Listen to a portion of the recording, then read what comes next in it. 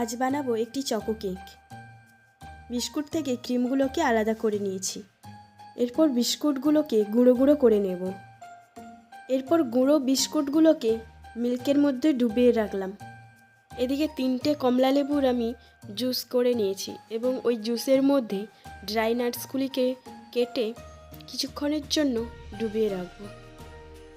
অন্য একটি পাত্রে নিয়েছি 1 কাপ পরিমাণে সাদা তেল এবং 1 বাটি গুঁড়ো চিনি। এর মধ্যে দিয়ে দিলাম 2টো ডিম। ব্যাটারটিকে সুন্দর করে মাখিয়ে এর মধ্যে দিয়ে দিলাম সুগার ক্যারামেল। এতে দিয়ে দিলাম বিস্কুটের ক্রিমগুলি। এরপর এতে অ্যাড করলাম ভিজিয়ে রাখা ড্রাই নাটসগুলি। দিলাম পরিমাণ মতো ময়দা, দিলাম ভিজিয়ে রাখা বিস্কুটগুলো ও পরিমাণ মতো বেকিং পাউডার ও বেকিং সোডা ও 1 চা চামচ ভ্যানিলা এসেন্স। ব্যাটারটিকে সুন্দর করে মাখিয়ে নিলাম। একটি পাত্রে ঢেলে নিলাম এবং এটি তৈরি হওয়ার জন্য বসিয়ে দিলাম। কিছুক্ষণ পর এর ওপরে আমি কিছু চকলেট দিয়ে দিলাম। 1 ঘন্টা পর আমাদের কেক প্রস্তুত। এখানে কেকটিকে গার্নিশ করার জন্য উপর থেকে সাদা চকলেট ছড়িয়ে দিলাম এবং কিছু চেরি দিলাম। ভিডিওটি ভালো লেগে থাকলে চ্যানেলটিকে সাবস্ক্রাইব করুন।